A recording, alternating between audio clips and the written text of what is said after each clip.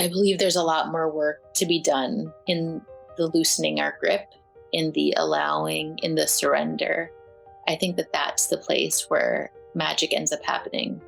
And listen, I love me some hard work.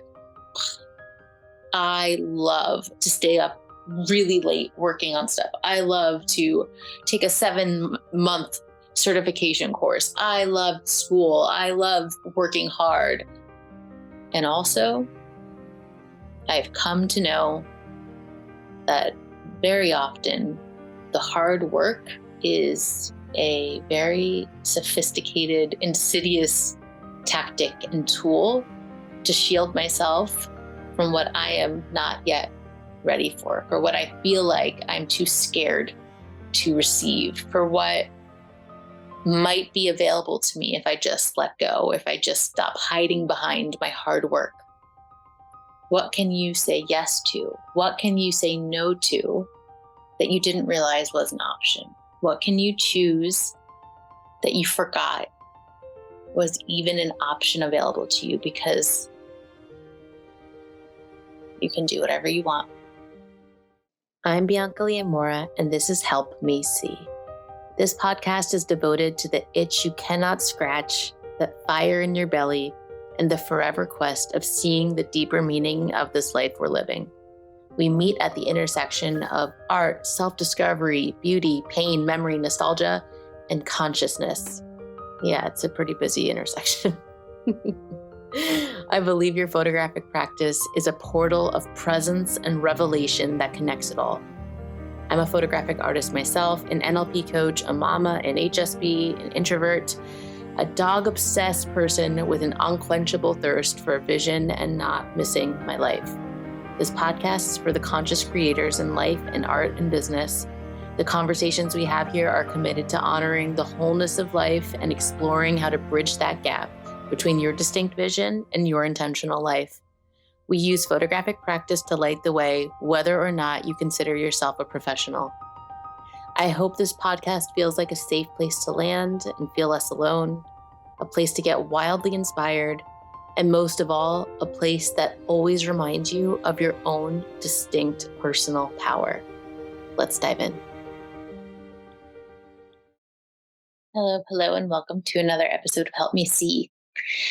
So today I am pausing before I begin packing up my studio to record a little podcast episode just about the experience. I'm really sad.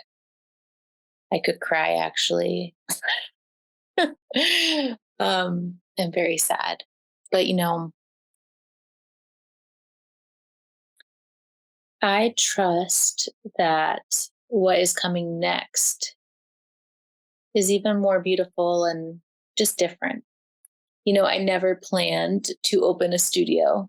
And then when it kind of came about and I decided to take the plunge, I also didn't plan on it basically just being a solo workspace. I had thought I was going to host workshops in here and I was going to do a lot of portrait sessions in here and XYZ.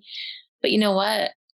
I never really did. Like, I did a couple of sessions in here, but mostly I use this space as my space of solace, as my space of, I can walk in and this is just my container to think and to be. And I realized I didn't really want a lot of people in here. I wanted this to be my place. And while the quote unquote return on investment, numbers wise, didn't make sense, what it gave me to know that I had this place to always come to meant so much more than that. And as I walk away from it, I have a deeper understanding of the how, of not the how, of seeing how we never can plan the how. I like to be able to see into what I'm doing and see the possibilities and tentatively plan in my mind's eye. But at a certain point, you really must surrender in order to experience.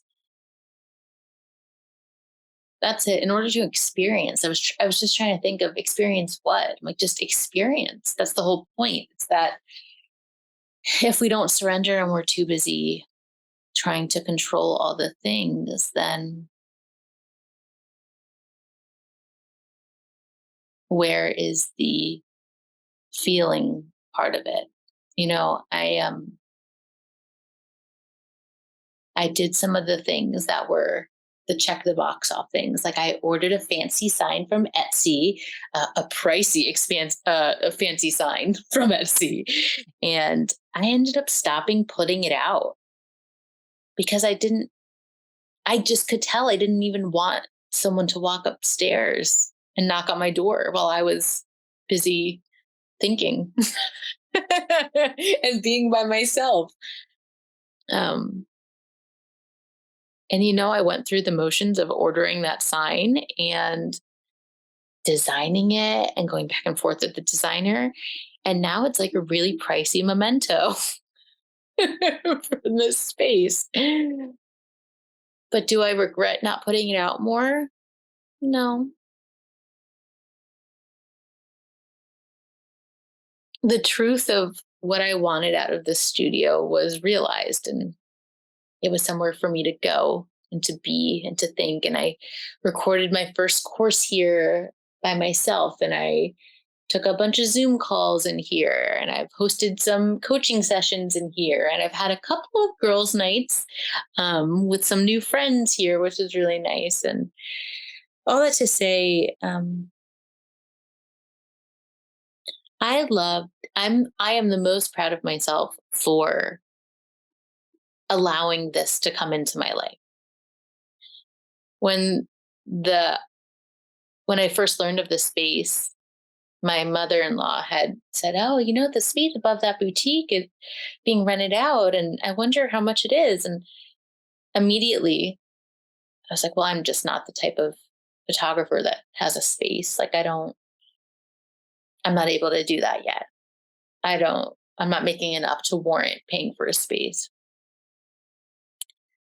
And then I found out and how much it was, and my San Francisco self was very shocked at what the Midwest price point was for a studio rental, and went for it. And it really showed me how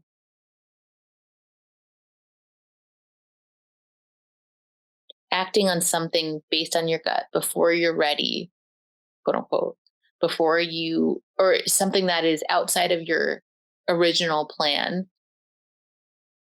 how that can gift you so much more than you could ever imagine. I mean, anytime I say something like that, I think about my second son, Silas. He was a surprise. And I'm so humbled by that.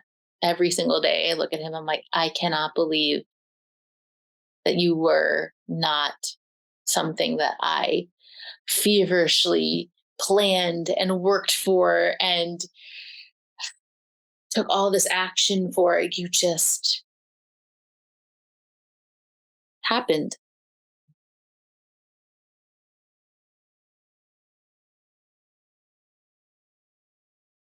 I don't believe we have to work really hard to get what we want. I believe there's a lot more work to be done in the loosening our grip, in the allowing, in the surrender. I think that that's the place where magic ends up happening. And listen, I love me some hard work. I love to stay up really late working on stuff. I love to take a 7-month certification course. I love school. I love working hard. And also, I've come to know that very often the hard work is a very sophisticated, insidious tactic and tool to shield myself from what I am not yet ready for what I feel like I'm too scared to receive, for what might be available to me if I just let go, if I just stop hiding behind my hard work. And I'm sharing this because it's so tricky to spot, and I want to offer it to you. Are you working really, really hard on something? Are you really trying to think your way through something and plan and do all the things and decide what specific steps you need to take in order to achieve the thing you want?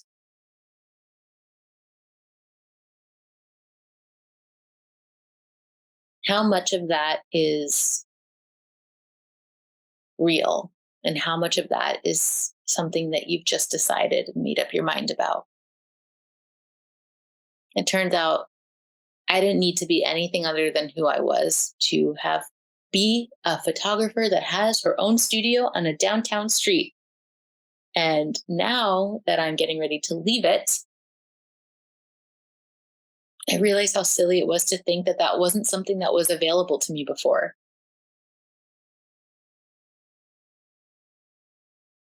It sounds so annoying and infuriating and also like naive to say that we are the ones deciding what we can and cannot have.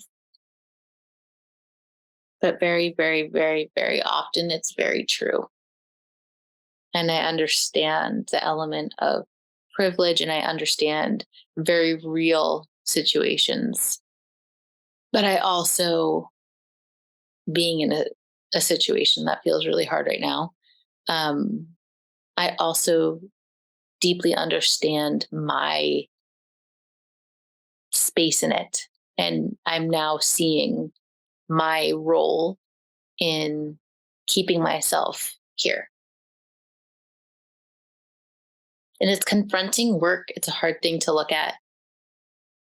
But I'm going to ask a question, a similar question to that I ask in my neuro linguistic programming breakthrough sessions that I coach.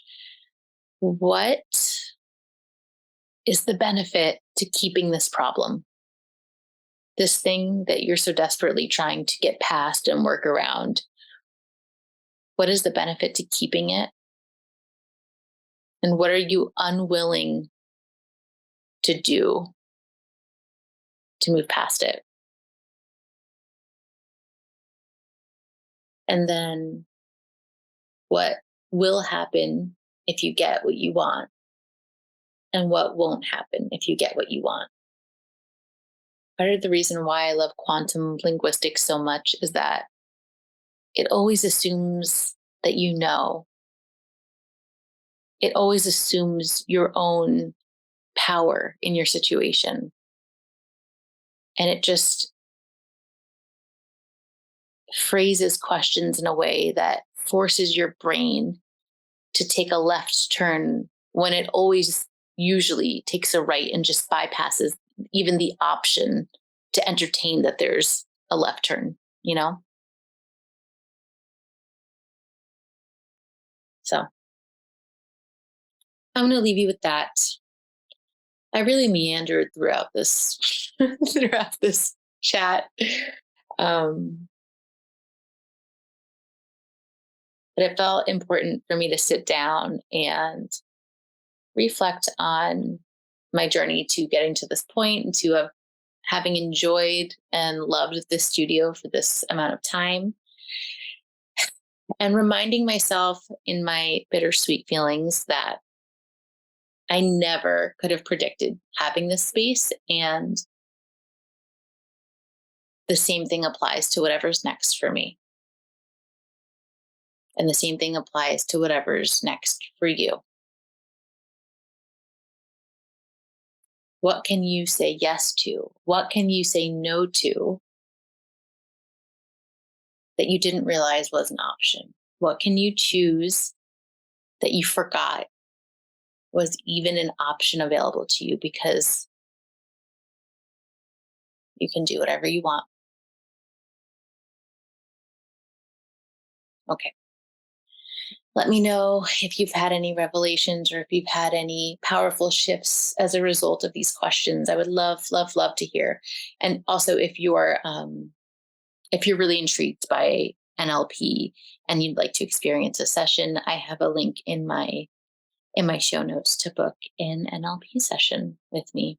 It's called a breakthrough, and the idea is it's breaking through your ways of thinking about the problem that you have at hand. I have recorded a little video about it. If you want a little bit more info, it is on the product page that I've linked below.